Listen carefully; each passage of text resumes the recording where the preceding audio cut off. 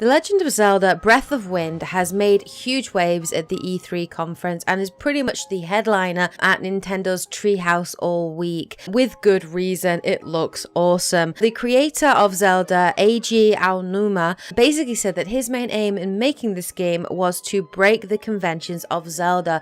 So this video is going to cover 5 ways in which the new Zelda game breaks convention. So let's get started. Number 1, a massive open world.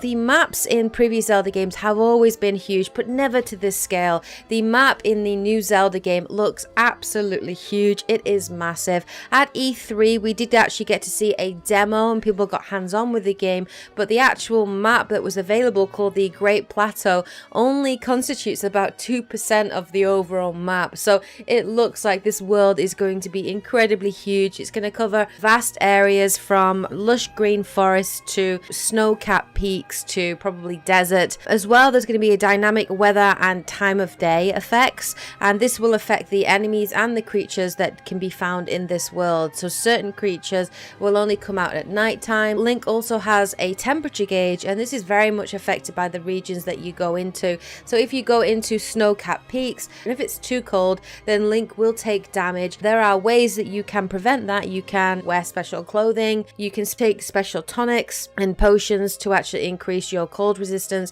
and even at night time you can take cold damage as well because the temperature does drop, so you can make campfires and that sort of thing. So the world looks fun. You can explore pretty much every area in there. There's shrines that you can explore. We've been told there are over 100 shrines in there. Of course, dungeons will be making a reappearance as well, but the open world Hyrule looks incredible, and I for one cannot wait to explore it. Number 2, navigation. So there's been a lot of new additions to Zelda. For the first time, Link can finally jump, and you can actually control this jump. So this is mapped now to a button, and this is mainly to allow you to jump over obstacles and also to get up to be able to climb walls and also mountain faces. And that brings me to the second method of navigation, which is climbing. Climbing seems to be a massive part of the navigation in this world, especially with it being so big and so vertical.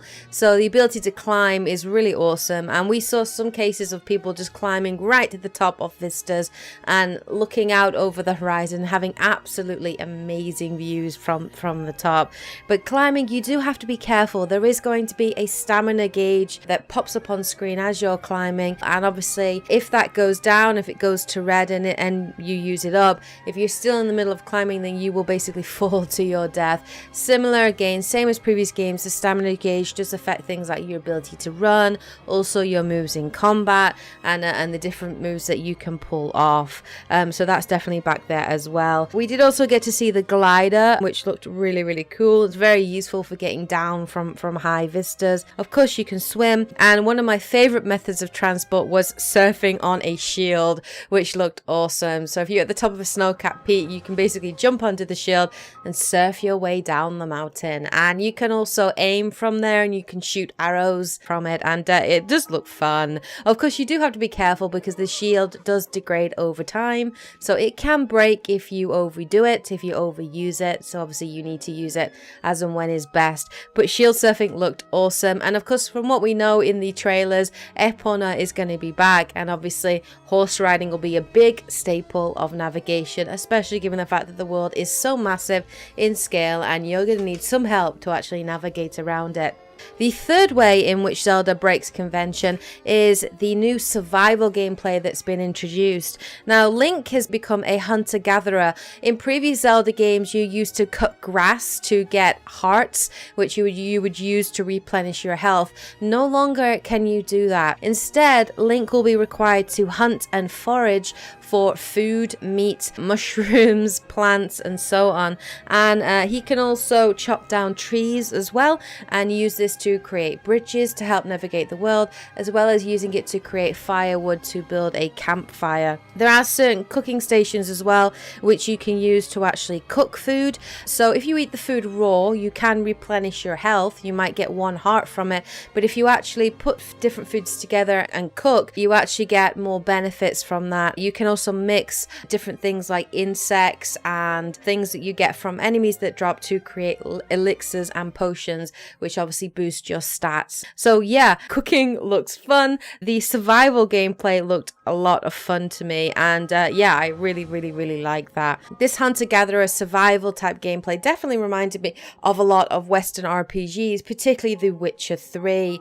The fourth way that it's breaking convention as well is the introduction of technology. So previous Zelda games have predominantly focused on magic and music as sort of their core theme, but it looks like in the new Zelda game we're going to go the way of technology, and Link will actually early on get access to something called the Sheikah Slate, which looks very similar to the Wii U controller, and we can use this in a number of ways, and it is quite useful. You can use it to set waypoints, you can use it like in Metal Gear Solid to actually scout enemies, and it will highlight enemies and also show you their strength, what level they are, that kind of thing, and how much damage you will need to do to them to obviously kill them.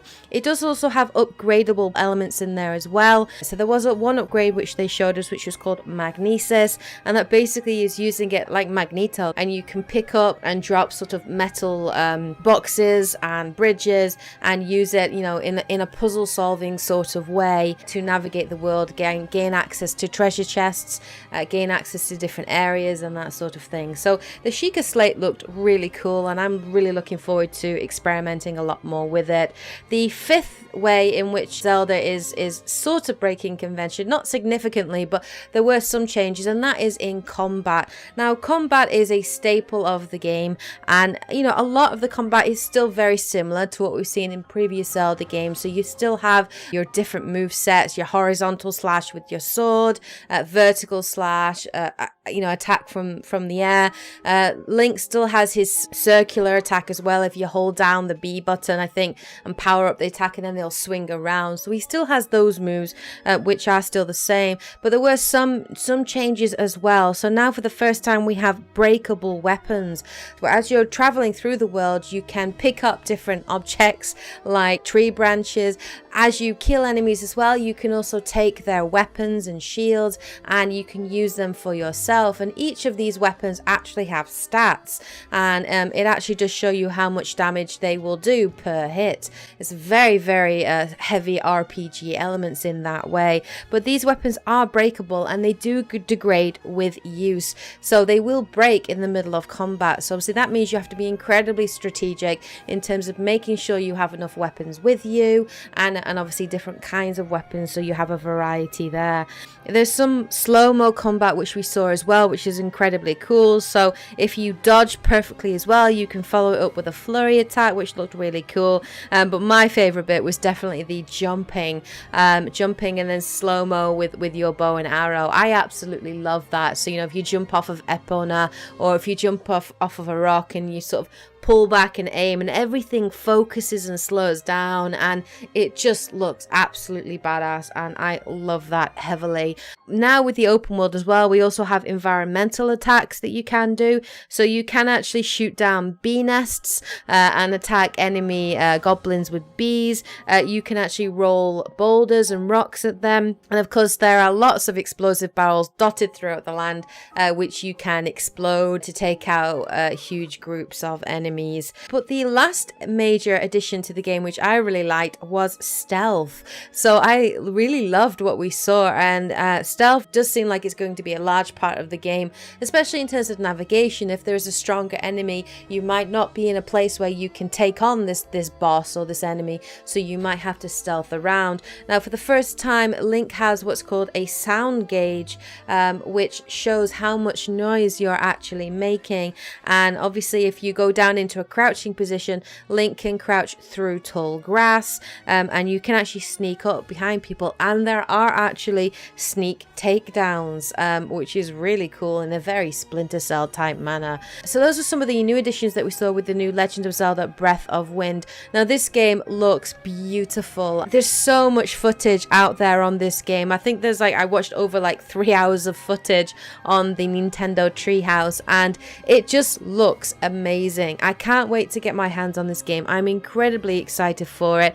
Now, the new Zelda game is going to be coming out next year. It's going to be sometime in 2017, and it is going to be released on both the Nintendo Wii U and also the NX as well. And I think if this game is a launch title for the NX, then the NX will do very, very, very well. But yeah, the new Legend of Zelda look great, and I'm super excited for it. So what do you guys think about the new Legend of Zelda? Are you looking forward to it? What do you guys think of the gameplay, the new changes that are being brought in? Let me know in the comment section below. I hope you guys find this video interesting and informative. I'll be back again with more videos from E3 later this week. Alright guys and girls, take care, and as always, happy gaming. Yeah.